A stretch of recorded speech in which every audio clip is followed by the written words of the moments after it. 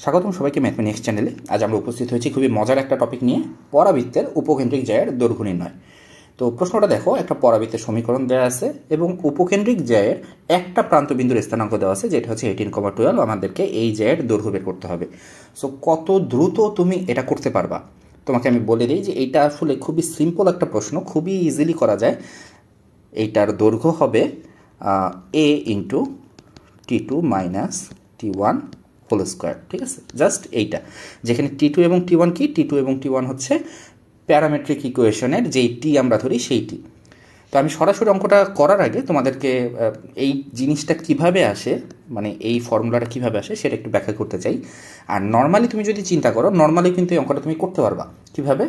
তোমার এই যে ফোকাসের কোঅর্ডিনেট জানা আছে, এটা হচ্ছে 2,0, এইটা 18,12। সো তুমি লাইনের ইকুয়েশন বের করতে পারো। লাইনের ইকুয়েশন বের করে তুমি এখানে যদি বসে এক্স এবং ওয়াইয়ের ভ্যালু বের করে তুমি উভয় প্রান্তের স্থানাঙ্ক বের করতে পারবা। দেন ওই দুই বিন্দুর দূরত্বটাও কিন্তু তোমার উপকেন্দ্রিক জ্যায়ের দৈর্ঘ্য হবে। এভাবেও তুমি সিম্পলি করতে পারো, বাট আমরা খুব ইজিলি কীভাবে করা যায় এই ফর্মুলাটা দিয়ে সেটা দেখব।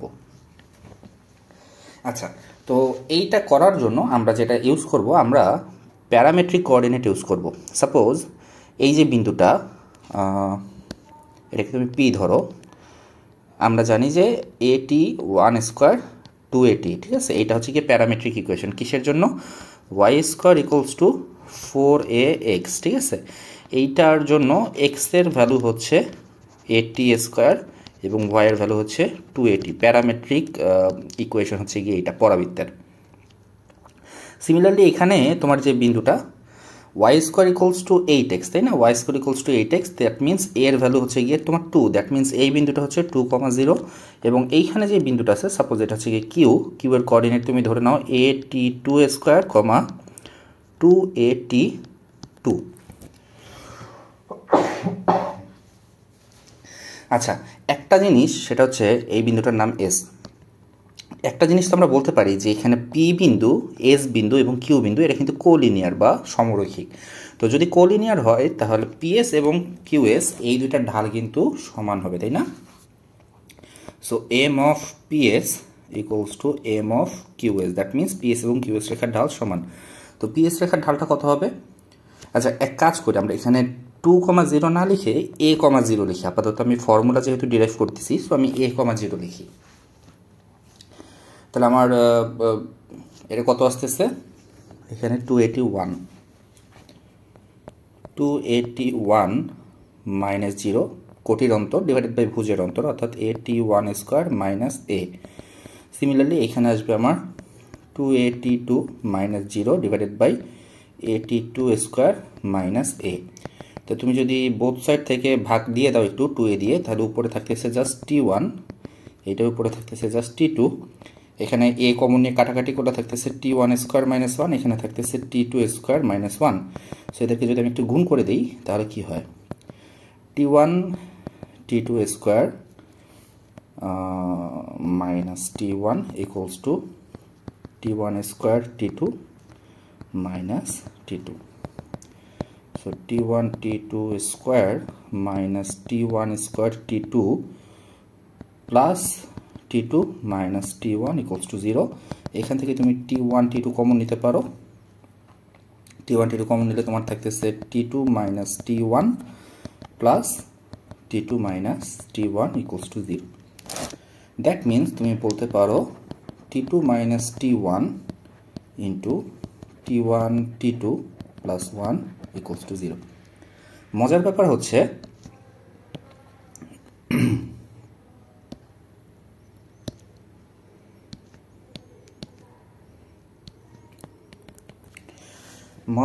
হচ্ছে যে T2 মাইনাস T1 এটা নট ইকুয়ালস টু 0 হবে।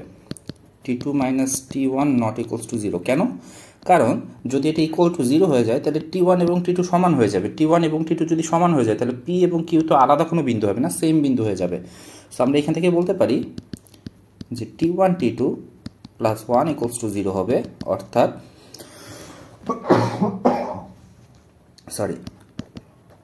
T2 এর ভ্যালুটা হবে -1/Q1।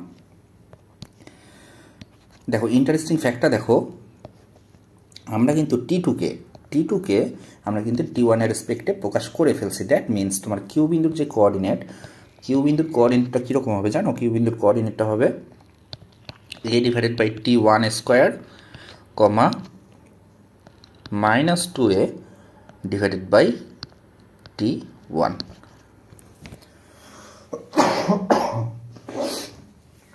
আচ্ছা, তো এতে বেনিফিটটা কি? বেনিফিটটা হচ্ছে আমার কিন্তু কিউ বিন্দুর স্থানাঙ্ক আমি কিন্তু বের করে ফেলছি, ঠিক আছে? কিউ বিন্দুর স্থানাঙ্ক কিন্তু আমাকে নতুন করে আর কাহিনী করতে হবে না, নতুন করে কিন্তু স্থানাঙ্ক জ্যামিতিতে অনেক কষ্ট করে যেভাবে তুমি ছেদ বিন্দু বের করে করতেছিলে সেভাবে কিন্তু করতে হবে না। দেখো খুব সিম্পলি এটা কীভাবে করা যায়। তোমার ওয়াই স্কোয়ার ইকুয়ালস টু কত? 8x, তো তাহলে ওয়াই স্কোয়ার ইকুয়ালস টু তোমার 4 ইন্টু 2 ইন্টু এক্স। তার মানে তোমার এর ভ্যালু কত? এর ভ্যালু হচ্ছে গিয়ে তোমার 2। সো এর ভ্যালুটা তুমি এখান থেকে জানো, ঠিক আছে?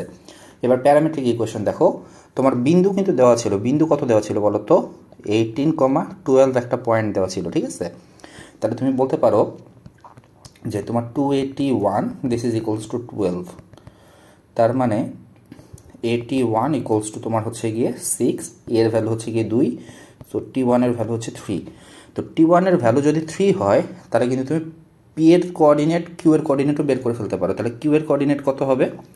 কিউ এর কোঅর্ডিনেটটা হবে 2 divided by 3 square comma minus 2 multiplied by 2 divided by 3। তাহলে কিউ এর কোঅর্ডিনেটটা কত আসতেছে? কিউ এর কোঅর্ডিনেটটা আসতেছে তোমার 2 divided by 9 comma minus 4 divided by 3। So এখন তুমি পি জানো 18,12, কিউ জানো, সো পি এবং কিউ এর মধ্যবর্তী দূরত্ব বের করতে পারবা। বাট ওয়েট, আমার কিউ এর কোঅর্ডিনেট আসলে দরকারই ছিল না, বাট আমি তোমাকে দেখাইলাম যে আসলে আমি যদি একটা বিন্দুর কোঅর্ডিনেট জানি, একটা বিন্দুর কোঅর্ডিনেট জানলে উপকেন্দ্রিক জয়ের অপর প্রান্তের কোঅর্ডিনেটটা কত ইজিলি বের করা যায়। তুমি জাস্ট উপকেন্দ্রিক জয়ের জাস্ট যে কোনো একটা প্রান্তের কোঅর্ডিনেট যদি জানো তাহলে কিন্তু তুমি প্যারামেট্রিক ইকুয়েশনের সাহায্যে খুব ইজিলি উপকেন্দ্রিক জয়ের অন্য যে প্রান্তটা সেটার কোঅর্ডিনেটটা বের করতে পারবা। ওকে, এখন আমরা ফোকাস করব হচ্ছে গিয়ে দৈর্ঘ্য নির্ণয়ের দিকে। AT1 square 2AT1, right? আর এটা কত? এটা হচ্ছে গিয়ে তোমার a/t1 square minus 2a divided by t1। আচ্ছা, একটা জিনিস তোমরা জানো, সেটা হচ্ছে এটা হচ্ছে গিয়ে তোমার p, এটা হচ্ছে গিয়ে s, এটা হচ্ছে গিয়ে q। মনে করা যাক যে আমরা এর একটা কি বলে এটাকে, দ্বিঘাক্ষের সমীকরণটা একটু আমরা দেখি।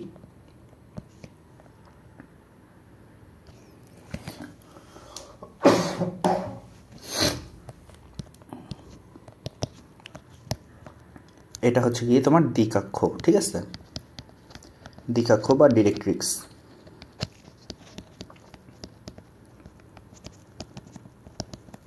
সমীকরণটা কত? সমীকরণটা হচ্ছে কি তোমার x plus a equals to 0, এরকমই তো সমীকরণ নাকি?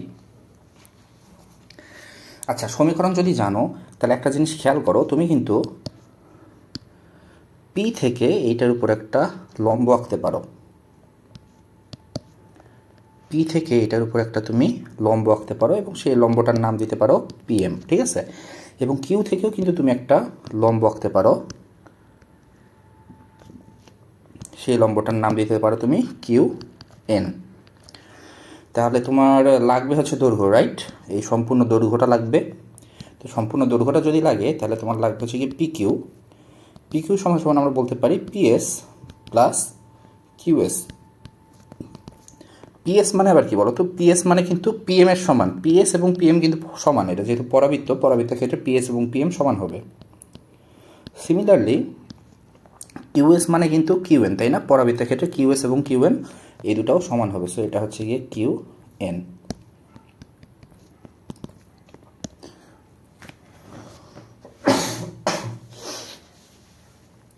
এখন যেহেতু তোমার হচ্ছে লাইনের ইকুয়েশন জানা আছে, তুমি বিন্দু দিয়ে লাইনের ইকুয়েশনকে যদি স্যাটিসফাই করো তাহলে কিন্তু PM এর ভ্যালুটা পেয়ে যাবে, তাই না? এই বিন্দু থেকে এই রেখার লম্ব দূরত্ব PM কিভাবে বের করব? বিন্দু দিয়ে এটাকে স্যাটিসফাই করো, মানে সূত্র হচ্ছে গিয়ে তোমার ax1 plus by1 plus c divided by root over a square plus b square, এই সূত্র দিয়ে আমরা করব। তাহলে আমার পিএম এর ভ্যালুটা কত আসবে? পিএম এর ভ্যালুটা আসবে AT1 স্কোয়ার প্লাস এ। কিউ1 এর ভ্যালুটা আসবে, মানে যে এই বিন্দুটা আমি এইখানে বসাচ্ছি, এই টোটাল বিন্দুটা এখানে বসাচ্ছি। এই সূত্রটাতে তুমি যদি একটু অ্যাপ্লাই করো তাহলে এটা দেখতে পারবা,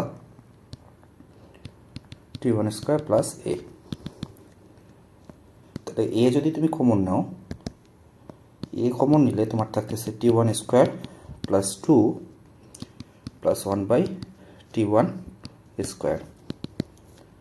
এটাকে তুমি লিখতে পারো T1 প্লাস 1/T1 স্কোয়ার। ঠিক আছে? So this is the formula, basically this is the formula to find the length of focal cord.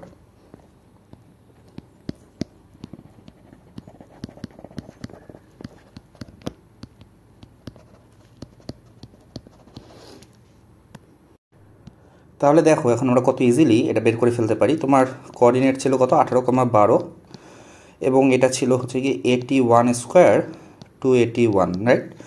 So তুমি বলতে পারো 281 এটা সমান সমান 12। এখান থেকে তুমি অ্যাকচুয়ালি বের করছিলা যে T1 এর ভ্যালু হচ্ছে 3। তাহলে উপকেন্দ্রিক জ্যায়ের দৈর্ঘ্য কত আসতেছে?